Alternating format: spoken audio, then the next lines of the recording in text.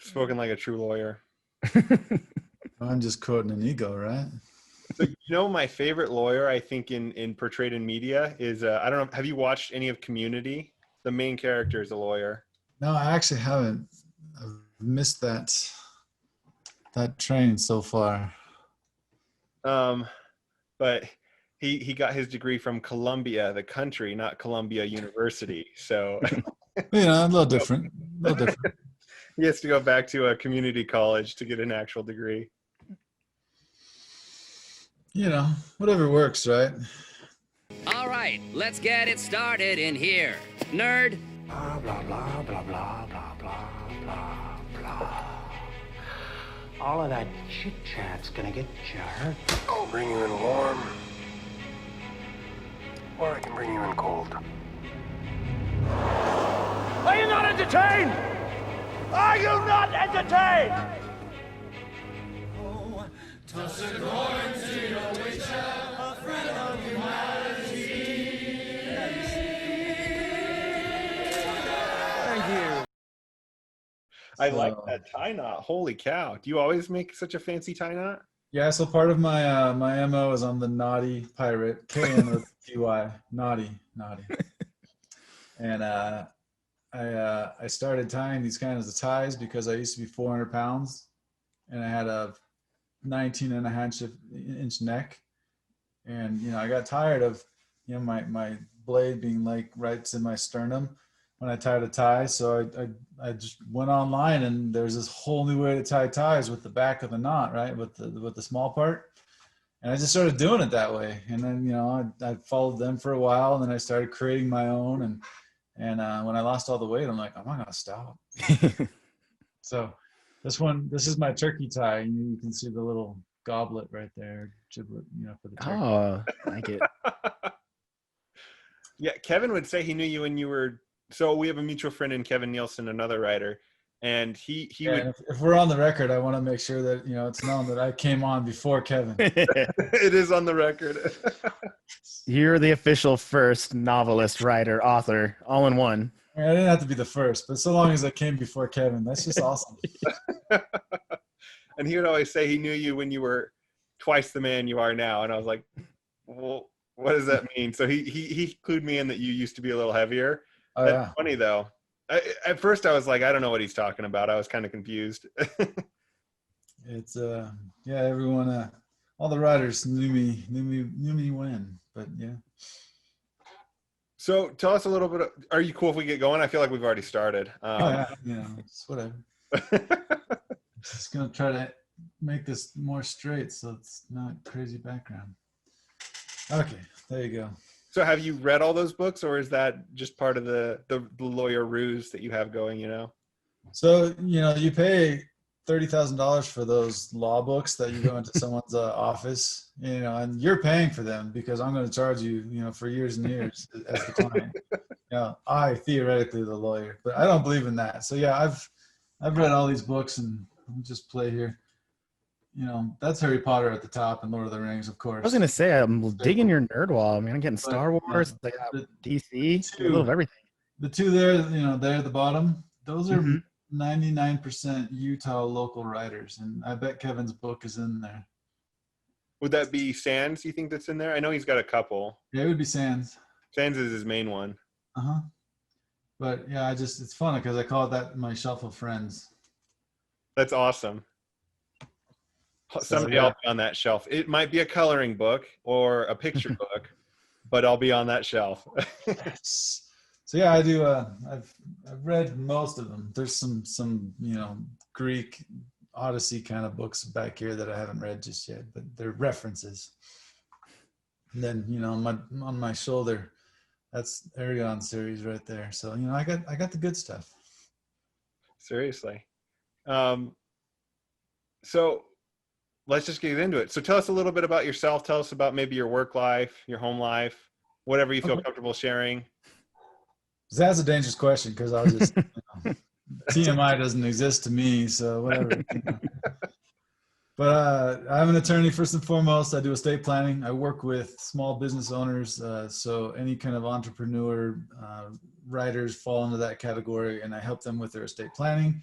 And because my background is in business law as well, I'll do a lot of contract and negotiation and things that help people avoid problems. You know, one of the best compliments I ever had as an attorney is this big Missouri guy. I started my career in Missouri. You know, big farmer corners me at a Chamber of Commerce meeting. He says, "I got a bone to pick with you." I'm like, "What's going on?" He says, "Well, I paid you too much money to set up my business." I'm like, "Okay, why?" And he says, "Well, you know, we did it 3 years ago and I've never had a problem." That's the goal. Thank you. That's the best compliment I've ever received. It's like when I tell my asthma friends, I don't even think you have asthma. I've never seen you with any sort of symptom. They're like, it's because I have the inhaler. So, yeah. So I work with folks to understand, you know, what trust planning is, what estate planning is, because, you know, we're all trained on what a will is. You know, we watch movies like Knives Out and they're just amazing, and we love the drama, right? Because drama makes good movies. So if wills are in movies that make good drama, maybe wills are not so good for us in real life. You know, we never see movies about trusts because they actually eliminate drama. Wills create it. So it's just a mindset shift, and I teach people, you know, what's going on and what they should be aware of, what should be on their radar, and how the trust is like, you know, the East India Trading Company and Pirates of the Caribbean. You know, that's the secret to becoming rich, not the secret to once you are rich. You know, you need to have your corporations and your trusts and your LLCs in place to have a vessel in which to pour the wealth into. And a lot of people miss that step. So I think you'll find this humorous. My younger sister and I was over at my parents, and they were telling us that they had just started a trust. I didn't know you yet, otherwise I would have recommended you.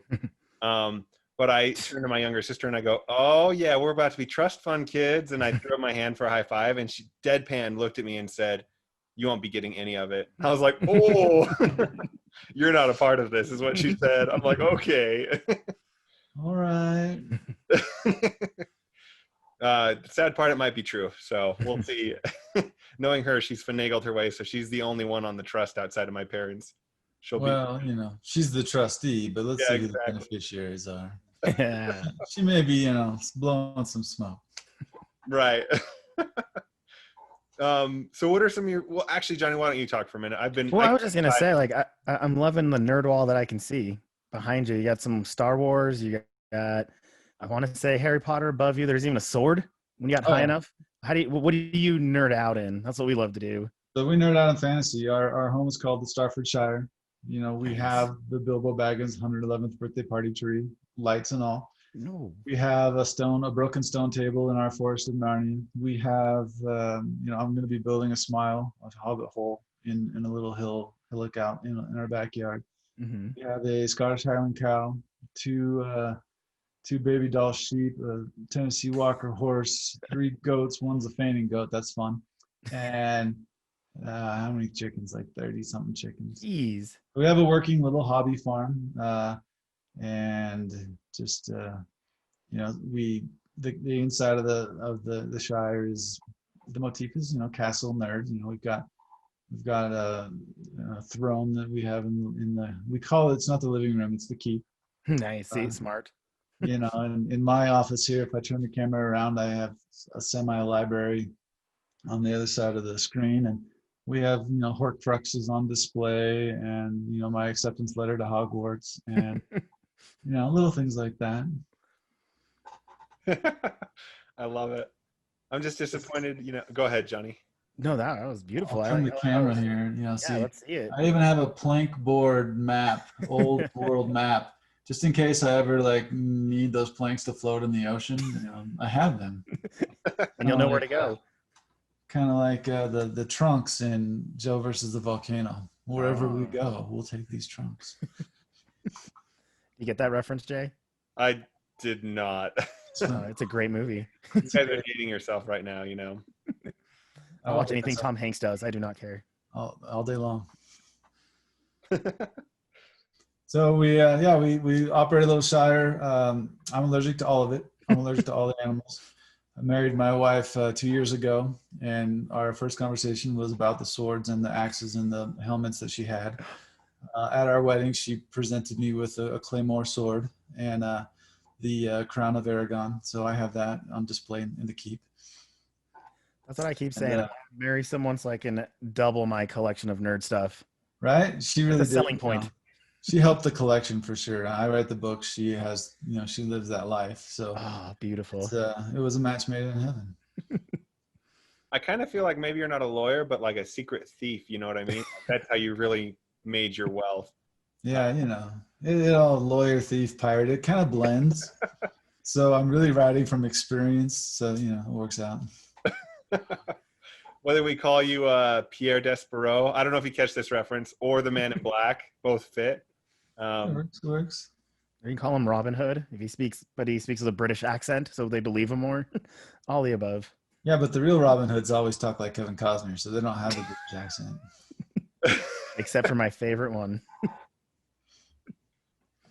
So when I lost the weight, apparently I now look like Carrie Lewis, and I get that a lot. And people are like, "Oh, you look like the Man in Black." I'm like, "Oh, really? Thanks." But Well, it's true. Stop And the calling cool me thing- handsome. Stop it. The fun, tidbit here is that my wife, who's a movie makeup artist, Mhm. knows Carrie. She's worked with him on several films, and so she agrees. She's like, "Yeah, you look like him a lot." I feel like we've met him now through you.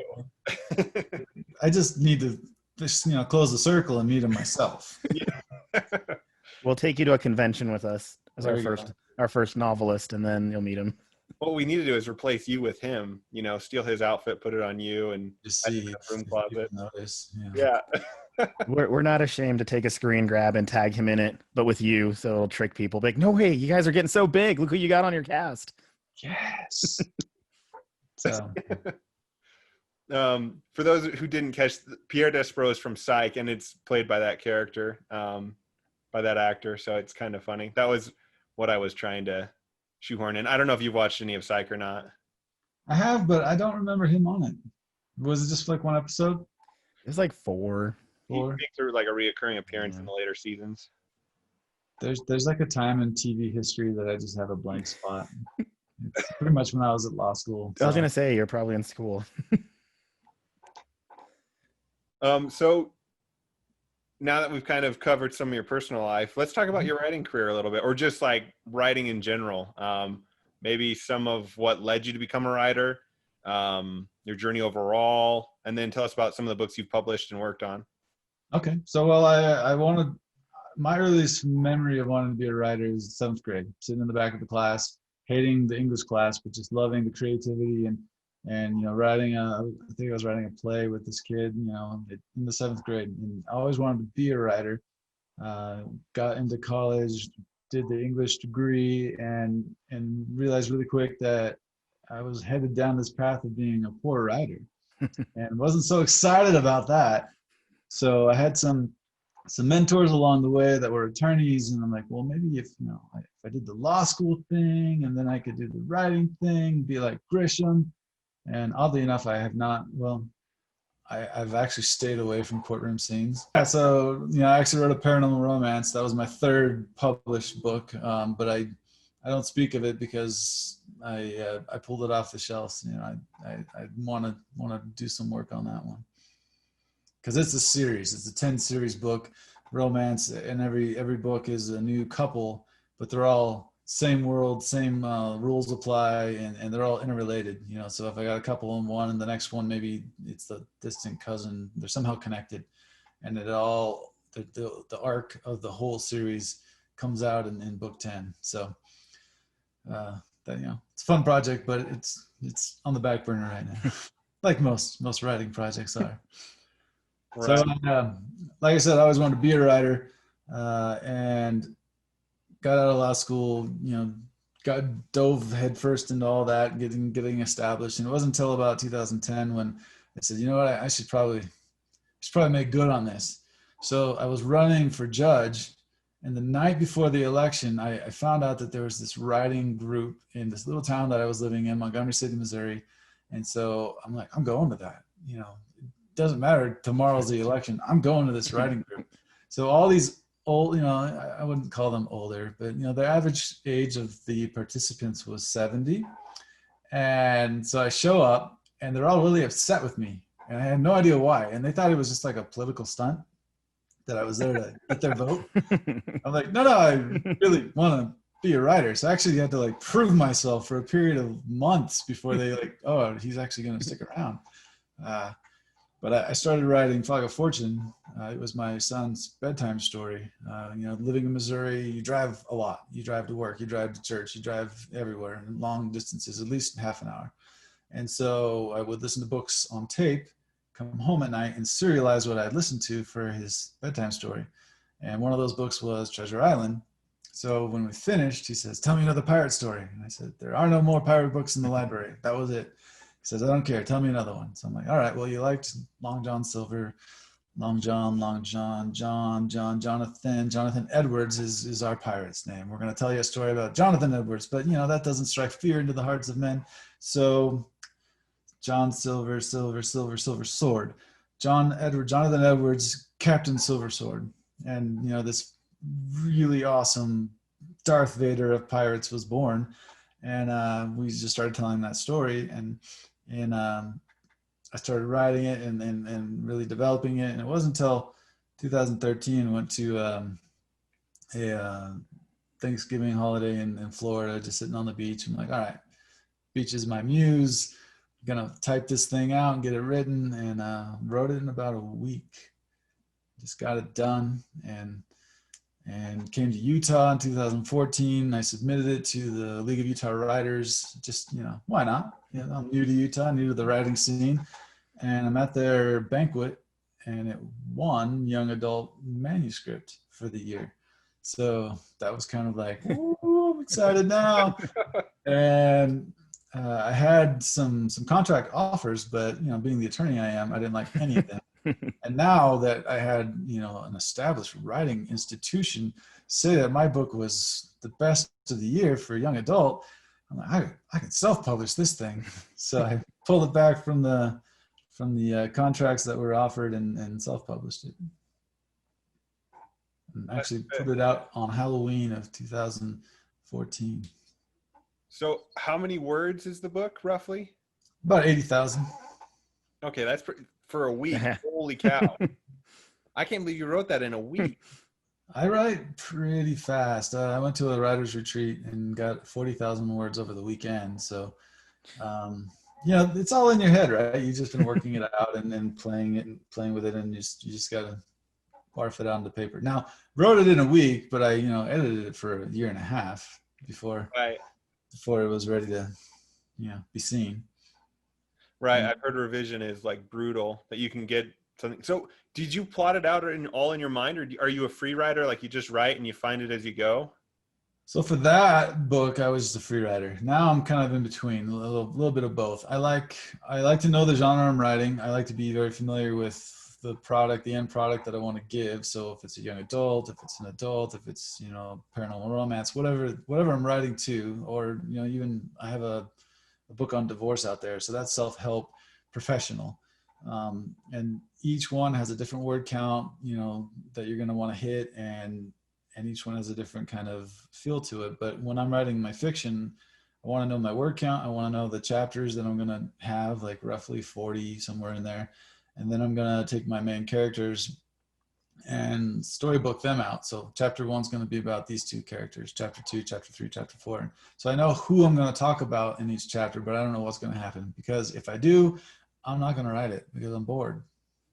I want to be surprised too. This is just as much for me as it is for the reader. So, entertain me, myself, right? And writing is the only profession really that you pay us to hear the voices, and you don't commit us. Like, no, hear those voices. Let them come. And they do. It's pretty fun. That's awesome. I was reading here a little bit about you, because we do research. Opposed to what Jay says, I do a little research. It said that you have a little dyslexia, to know how bad it is, and it helped you with it. This is really cool, because I have mild dyslexia, and it irritates me, and numbers are backwards, and I'll text Jay and he'll be like, what is this? I'm like, oh, sorry, I gotta reread what I text. So it's really cool to see someone who had that and used it as a perk because you pushed through it. Yeah, I was never diagnosed in school, and I just knew I was really bad at standardized tests, and I had no idea why. And then I went and took the LSAT for law school, and I took all the classes and whatnot. And then I went and took the test, and I did horrible. And I was just like crushed. I'm like, well, I guess I'm going back to being a poor writer. But I was talking with someone in a conversation, and they're like, you might have dyslexia. Have you ever thought about that? Blah, blah, blah. And so they sat me down with a course that taught me how to speed read with, a pen on my finger. And I took, at that time, it was Lord of the Rings had just come out. The book was out again because of the movies, or the first one, Fellowship. So I grabbed the book, it has, Elijah Wood on the front cover and whatever. That was new to me at the time. And I read Lord of the Rings in the speed reading fashion because I was familiar with the story, and went and took the test again. And I increased my score by 12 points. Which then they thought I was cheating because that's somewhat impossible. I'm like, no, I just was able to read your stupid test fast enough to get the right answers. It was my reading issues. It was my dyslexia. And so now I professionally edit. I've edited several books. I do content editing. I'm not really so fond on online editing because it's the minutia of it. But I'll sit down and help someone organize their book, organize their thoughts, because narrative is narrative. You can watch it in the media right now. A narrative is being portrayed, and in court it's the same way. When I talk to a jury, I'm not going to tell you A, B, C, D. Those are facts.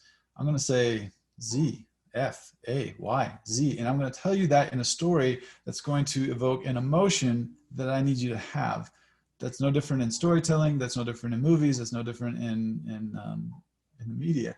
It's all the same. As long as you understand that, you're not lying. You're telling the truth, but you're telling it in a way that you're going to evoke an emotion that you want to achieve. And so that's what we're doing in my editing when I'm helping other people understand that. And that's what I'm doing in my writing. Amazing. I like it. I like that a lot. It helps us too, because when we do stuff like skits or even video games, it's like an emotion that you don't expect from nothing. That's not even tangible, and it just makes you feel. So I've been liking that a lot. And then I like that too, because I've been listening to a lot of audiobooks. And so if I listen to it and then I read it, that helps my dyslexia a lot. So I like that. I like your speed reading. I'm going to try that. But I listen way more than I read for that reason. It's just uncomfortable because, I have to stop and reread it and stop and read it again. I can just listen to it and have it in 2.0 speed and be done. It's fantastic. Even when I edit, I have Word read it to me. Oh, cool. I see. I like that. Yeah. So, I've just created systems that allow me to not be hindered by that. What are, besides Treasure Planet, do you have some favorite writers or favorite books or things that really inspired you over the years? So, and Lord of the Rings, we also hit that. Old school C.S. Lewis, that was my first love. And then I didn't like reading because of the dyslexia. So, the first two books that I read for pleasure were Jurassic Park, Michael Crichton, and Robin Hood, Prince of Thieves. Yeah. And I read those because I'd seen the movies, so I could work through them. And it wasn't until college and this awareness of the dyslexia that I'm like, oh, I can enjoy reading again. And so, I came late to the game. So I've never read Robert Jordan. I've never read. Who took up Robert Jordan? Brandon Sanderson. And don't tell him that. But I haven't read Brandon yet. And it's not because I don't want to. It's just I'm late in the game. But I really enjoyed the Harry Potter series. Anything fantasy that I can just jump into and get into that world. C.S. Lewis, the Aragon series. I was really disappointed with the movie, but the books are pretty great. And then things like Wrinkle in Time, anything that can just start getting your mind thinking and be a little bit different, a little bit off.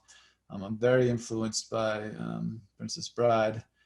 Everything I write has some kind of Dread Pirate Roberts theme in it. Like with Fog of Fortune, the question is, if a pirate doesn't take any prisoners, leave any witnesses, or show any mercy, how do you know about him? I mean, is he truly following his creed, or has he got some Dread Pirate Roberts thing going on? See, I love that because we have an inside joke that I always do where I'm like, I don't read the book till I see the movie, and Jay always thinks I'm kidding, but I'm like, it's kind of true. Like, until if I know a basis, if I know how to pronounce a name, it's a lot more enticing for me to read a book after. Absolutely. I mean, I'm a huge Lord of the Rings fan. I've never read the Silmarillion because those names would just hurt my head. But it just came out on Audible. Guess what I bought? So it's kind of funny when you're talking about Robert Jordan and stuff. I know I've talked to Nielsen about this, but my idiot friend decided to suggest Robert Jordan to me, saying it was the best series he's ever read. Well, it took me a whole year to get through it, and I really enjoyed it. But like, I feel like it was so much time. Like, it's kind of funny to hear you talk like being late to the game. Like, I don't think you're that late, because I feel like not wasted, but I feel like that thing took years of my life away. It was so bad. There's a lot. So, Well, I didn't know it going into it. I thought it was just a couple books, like a trilogy. And so here I am 2 books in, and I'm like, wait, there's 13 books. Absolutely. And then there's books I just can't read, like the print, like Atlas Shrugged. Love it to death. I read it almost once a year, but always listen to it because I just can't get through it. Oh, I was going to ask, do you like To Kill a Mockingbird just as a lawyer? Yeah, it's actually one of the most authentic books for and the movie too. When you get into the actual courtroom, they spend a lot of time just making sure that I mean, the courtrooms that I practiced in Missouri felt like that. It was really, it gives me goosebumps to see that movie. And yeah, good book, really good one. I haven't read the Whether That's Hers or Not Hers, the second book, the Watchtower. I haven't either. I've read To Kill a Mockingbird, I think 3 or 4 times now, but that one I never cared to read. I think we're coming towards the end. Are we still doing good on time? Can we take another 5 minutes from you? I'm fine. Okay, cool. Yeah, because we have an inspiring writer. Just kidding. It's Jay. So we. The kids are just waiting for me to watch Discovery tonight because we're Star Trek nerds too. Oh yeah, I keep telling them Picard is worth getting the CBS access pass because I love Jean-Luc Picard's my favorite one. Picard was great. And I loved it, and then I went back and rewatched Voyager, and that makes more sense. Okay, yeah. Voyager was a waste of time until it helps you understand Picard, and now it's right. Yeah, that's what my friend told me too. He was a big Trekkie, and he's like, no, go back to it after finishing this, because I was like, Picard killing people this age. Like, no, it'll just make more sense, and it really does. I actually liked Voyager this time through because Picard now is bookending it. There you go.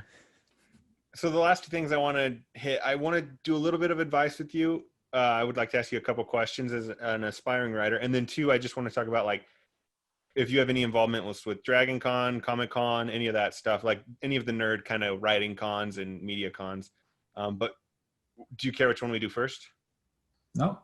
Okay, let's do advice first real quick. So I was going to ask, how do you, especially with your dyslexia, how do you give each character their voice? I realize that's kind of a silly question, but I feel like sometimes I fall into the trap of having one character sound like another character. How in your brain do you kind of just distinct them while you're writing? So a lot of writers, I don't do necessarily to the degree that others do, but they'll create a character Bible, and they'll have a picture of them in their mind. They'll steal a picture off the internet. They'll write a backstory. They'll do some things like that. What I like to do is put the pieces together. Every first chapter, there's 5 things that when I edit, it should always have. It should have a great hook, a reason to read it. It should have a good main character, and we should be introduced to them really quickly. It should have some kind of a secondary character that's bouncing off the main character, so we can get a little bit of relationship going and understand what's going on. Setting is super important, and then finally we need to have some tension. It doesn't have to be the main tension of the book, but we just need to feel some urgency for something going on. And if we have those things going, then the characters start writing themselves. And I was writing my book right now that's with the editor. It's called Uncommon. It's a medieval magical world where only women have magic, but the magic's in an apostate form. Like the women are using it for pretty things and magical dresses, but they've lost their queen and so their guidance, and they're not using the magic for balance, between the mystical and the human world. And so things are in disarray. And in that book, it's in a 16-year-old female's perspective, first person present tense. I wrote it because someone challenged me, and like, all right, challenge accepted, Barney Stinson style. And I quickly found that I am not a 16-year-old girl, nor do I think like one. So I had to join a lot of writing groups with women in it so I could get into the women, female headspace. And my first critique of that character was, I hate your character. I want her to die. I'm like, okay, not so great feedback, because if she's dead, the story's over and I'm done. But it was that secondary character. When I rewrote the chapter and introduced a secondary character to bounce things off, she became alive and she became real. So that helped a little bit. And then I did actually a Myers-Briggs exercise with Valerie's the character. And you just start listing off things, like the character Bible, what she looks like, what she sounds like, what she talks like. And then you start interviewing in your head. And this is where the voices come in. Like, she started talking to me during this process, and she chewed me out. Like, she's like, why do you think I'd ever do that? I wouldn't do that. Stupid. You're dumb for even making me think I would do that. And, she set me straight, and I went back in and made those character changes, adjustments, and went back to the same critique group. And now it's just all praise, and we love this character, and oh my gosh, it's night and day different. And it's you just each, back to the original question of how you make the character voices different. You really got to see them. You got to feel them. You got to fall in love with them. Like, Captain Silversword, this is probably a bad thing for me to say because, it shows that I'm evil or something. I love this guy. And I had to write the protagonist, Sam, like serious rewrite 3 times to get him up to the level of what Silversword was from the beginning. I'm like, I just have like all my evil pouring out into this guy. And I'm not good enough to have Sam, level up to him. I love that. All right. My other question is about dialogue. When you describe like a setting or a scene, do you like to have it evolve through what people are saying? Like someone says, look at the size of that whale, it just capsized a ship. Or do you want to say the giant whale came over and capsized the ship? Like, dialogue for me is kind of one of those things where, or setting up a scene, I don't really know how I want to do it sometimes, if I want to describe it or let it be described through my characters. So I was kind of curious if you had some thoughts on that. So dialogue is always amazing. Like, I always defer to dialogue unless it's just a talking head. If you just have 2 things going back and forth and and we can be really guilty of that a lot in our dialogue. And first draft dialogue is always that way. But dialogue is it makes it real. We're in their head without being in their head, so we can maintain the POV that we've set out, but we can be hearing things in real time, what's going on in their head, and also be clued into their perspective, their world.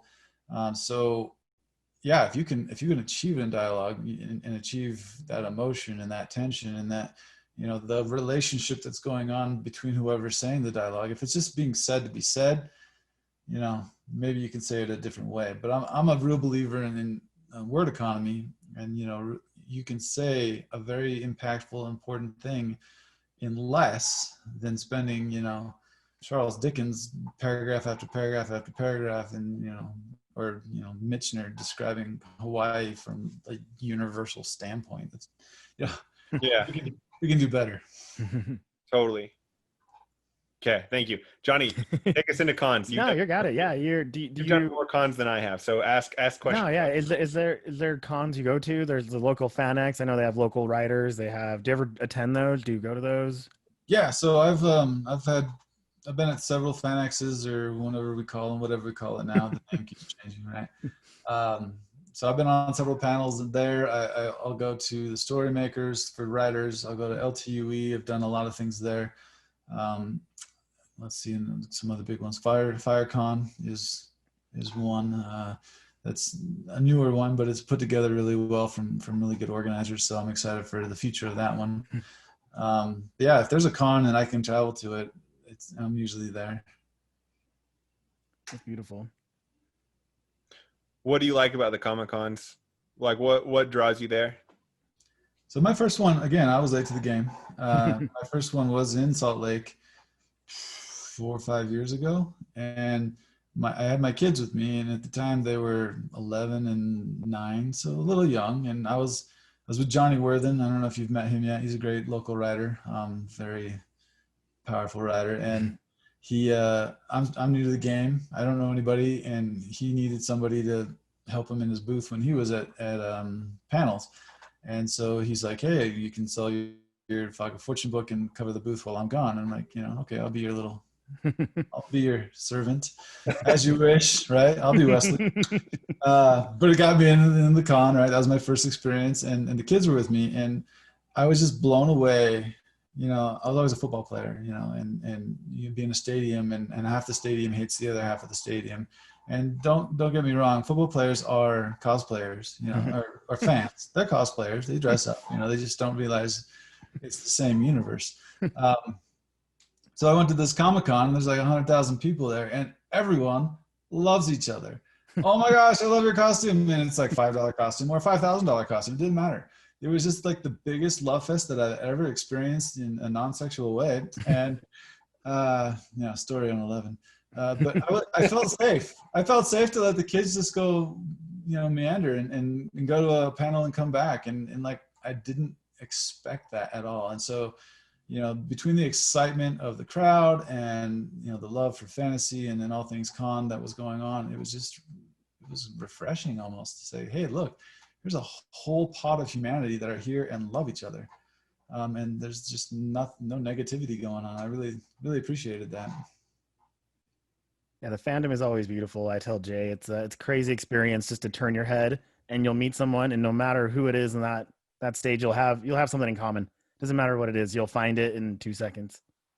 Yeah, and it's refreshing in day and age where hate is prevalent. So missed the con quite a bit this year. Last year I went as the Dread Pirate Roberts, because when you write a pirate book, you kind of damn yourself for all eternity to go to cons as pirates to sell your book. It's really fun to ride the tracks to downtown in my full get up, in either my pirate get up or my Man in Black get up, and people are looking at me. I'm like, yeah, I wrote a pirate book. And yes, I look like him. I'm ready for a picture. Get in on this. Let's do this. Well, that's awesome. So for all our knights out there, that's what we call our fans, knights. Fog of Fortune, right? From Michael S. Glassford. We can get them on Amazon. You can get it everywhere. Yeah, it's on Amazon. Amazon, beautiful. Me and Jay are stoked about it. And I like pirate books, so I'm excited to see a fun one. And you did right. I read it here that you just want to put a smile on someone's face. And I can tell you right now, you put a smile on our face. So we enjoyed the convo. Oh, cool. Well, thanks. Yeah, that's my mantra. Smile. I put it on all my propaganda, so to speak. Even in the legal field, if they can't smile with me or find their smile because of me, I'll probably pass on the case. Beautiful. Do you prefer Kindle or paperback if we were to read your book? It's reading is in the eye of the beholder. So if you enjoy a paperback, if you got to hold that book, then you do that. Like right now, my jam is Audible. I don't even want to touch it. I just want to hear it.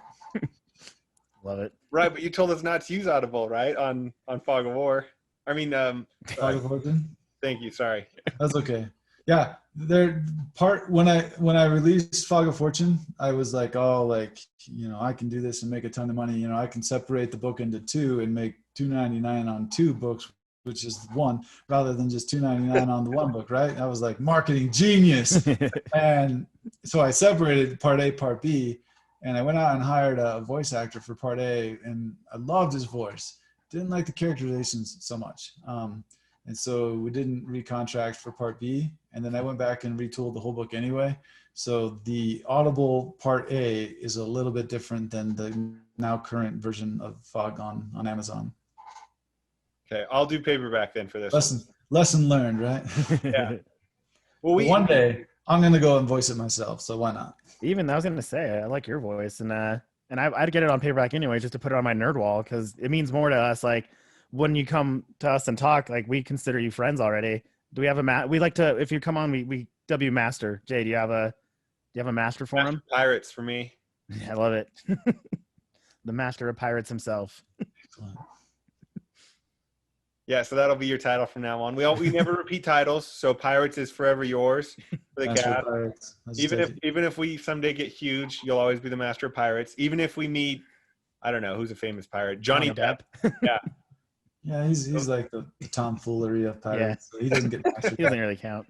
How about Barbosa? Played by, oh shoot, now I can't. Guys, my names are off today. I'm sorry. Normally I'm like Rain Man with names, but today I'm not. Geoffrey Rush does Barbosa, and that's probably my favorite pirate portrayal in any media. Yeah, he's a fantastic pirate. I like the guy that plays Davy Jones too. Oh yeah, yeah, he's in Harry Potter as well. I don't know if you knew that. He's the minister. Prime Minister. Yeah. I have a whole legal series about how that sucks. Dumbledore is a huge gambler by leaving, magical items in a will. Don't even get me started. Should have been a trust. Absolutely. And Harry should have been the what did you call it? The trustee? The beneficiary. Oh, the beneficiary. There you go. There's no guarantee that those items were going to get to the kids in a will because, what if there wasn't enough money in the estate and those items had to be sold to pay for the attorneys and the world was damned because, we didn't get the freaking stone, resurrection stone that he just dropped in the grass. I was always disappointed with that. I really like where this conversation went at the end. I love it. It's when nerdy meets legal and you're like, no. Oh, I claim my nerd, and the more you claim it, the more happy you are, right? It's true. He went full nerd. Love it. This is me all the time. Yeah. Give me a challenge and it'll come out. That's so funny. Oh, nope, that's it. That's all I got. I was going to say I had one other pirate I liked, but I don't know if you're going to hate it or not. It was Muppet Treasure Island. I really like the guy who plays he played Pennywise. Like I said, today's not my day for names. I remember him being good, but I can't think of his name either. He's in Home Alone 2. I can't remember his stinking name. He's awesome though. But yeah, no, Muppet Treasure Island. I'm sure that's one that you hopefully enjoy. We'll have to. Yeah. Actually, Muppet Treasure Island is probably one of the better versions of Treasure Island. It really is. It's so bad. Then you get in the Treasure Planet, and you're just like, that was horrible. Yeah, I just rewatched that on sad. Disney Plus, and I couldn't finish it. I was like, "That's right, I didn't like this." No, Treasure Island's it's one that they don't do it well most of the time. And it's because it's a pirate story. Like one of the best pirate things out there is Black Sails, but it's like so porny nasty that if they would have just stuck to the pirate stuff, it's amazing. And just to see those characters, and that's Treasure Island prequel, to see them come alive and to see them interacting, those are some good pirates there. Those actors did a really good job. I love it. Well, we'll let you go. I will be reading your book, and Johnny will be having it on his wall until the movie comes out. Mm-hmm. Excellent. Or Jay can read it to me. Either way. My wife will wake up to me whispering in a microphone. Johnny's on the other line. Well, whatever works, right? Yeah, I have a friend that's in the book. Chad Pritchard is a restaurant owner and chef down in Provo. And for a while, we were business partners, and I owned a regular Italian kitchen with him. But I made a pact with him that he would always be in all of my pirate books. And he's like Kenny in South Park. He always dies. So he's a minor character, he's a secondary character. He's a chef on the ship, and Chef Pritchard in every book dies. And I don't explain why he's back, or he's just there and he dies again. But he's not gotten past page 8 in 6 years, so it's okay. Love it. I will, however, read it. Even if here's the thing: if I buy it and if I read it, I'm going to give you an honest critique. So that's kind of like, if I don't do that, then I feel like I need to just say, "Oh, it's so great." But if I have spent money on it, I'm like, "No, I'm going to tell you what I think about it." Whether tell me, and then book 2 is written, and I'm just waiting for the motivation to put it out. Jay will be knocking at your door. Drop the second one. I need more. So my wife read book 2, and there's something going on in that, and she's like, what's going on in this? And I'm like, I honestly don't remember because I wrote it in 2014, and then I just let it breathe. And she's like, you gotta tell me. I'm like, I don't know. What do you want? That's amazing. So it is a 3-part series. So eventually 1, 2, and 3 will come out. And the reason for the stall is because I self-published it. And this is something that, you know, aspiring writers need to know. Self-publishing is great if you have product, if you have a lot of books. You know, if you just self-publish one book, you're not going to make any money on that. And so I didn't make a lot of money with Fog of Fortune, you know, even though people like it. There's a lot of good books out there that no one will ever read on Amazon because, you know, they publish so many books. Mm-hmm. You know, it's like 5,000-6,000 books a day. So in that regard, it wasn't the best to just throw it out there, self-publish it. It was great for me because it put me on stages and, you know, in writing conferences and being able to speak about the book or about any topic really, because I was an author. That opened a lot of doors, both in the legal career and in the writing career. So don't regret it, but it did put a damper on finishing 2 and 3 because I can't traditionally publish 2 and 3. Those are forever self-published. So, you know, other projects get priority because I can start again and go hybrid and go with a publishing house on something else.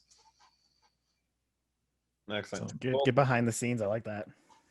Yeah, we took you past time, I'm thinking on this. Sorry, I was saying 30 45, and it always, especially just having fun, right? Yeah, when we get someone that listens to us, we're like, hey, we're gonna hold this guy. We need another friend. Let's keep talking. And when it's just like we want more, I want more information. Like I get captivated, and all of a sudden we're an hour into the cast, and I'm like, holy cow, I'm so sorry, I just took your night.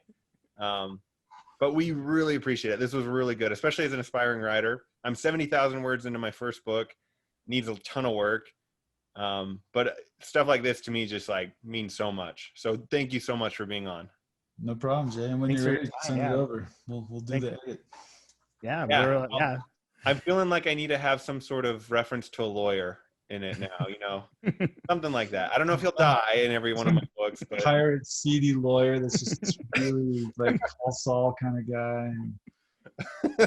Pirate, seedy lawyer. Yeah, exactly. Thanks for having me on. Yeah. All right. Thanks, Michael. And hopefully we'll see you in cons 2021. That's what we keep telling ourselves. I'm here. Yep. Okay. All right, Knights. We will see you on the flippity flop. Flippity flop.